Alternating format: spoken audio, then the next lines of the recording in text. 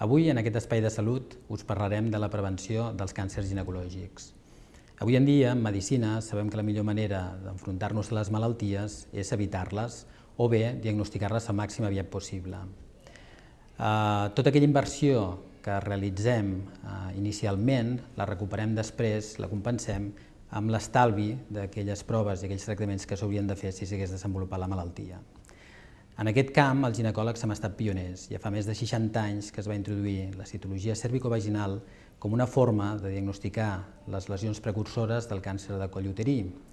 I a mesura que s'ha anat establint aquesta prova dintre de la població, hem anat aconseguint la disminució de la incidència d'aquest càncer. Aquest és un dels punts que volíem destacar. La importància de les proves de prevenció i de diagnòstic precoç tenen a veure amb la quantitat de població que hi participa. Quanta més població hi ha, més eficaces són aquestes campanyes.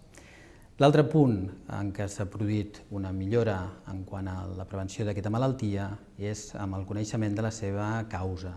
Avui en dia sabem que el virus del papil·loma, un virus que es transmet per via sexual, és el responsable de pràcticament la major part del càncer de coll uterí.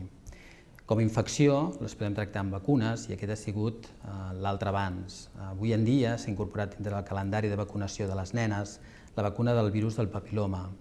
És una vacuna que està mostrat eficaç i és una vacuna segura. Per tant, amb aquesta campanya, amb aquesta vacunació, s'intenta obtenir una disminució del càncer de coll al cap dels anys. L'altre càncer de què us volia parlar és el càncer de mama. El càncer de mama és el número 1 en quant a incidència. Sabem que al llarg de la vida una de cada 10 dones acabarà desenvolupant un càncer de mama i l'estratègia que han fet de cara a la seva prevenció és el cribatge o el diagnòstic precoç mitjançant la mamografia. Aquesta la fem a partir dels 50 anys fins als 69 i amb una periodicitat de cada 2 anys.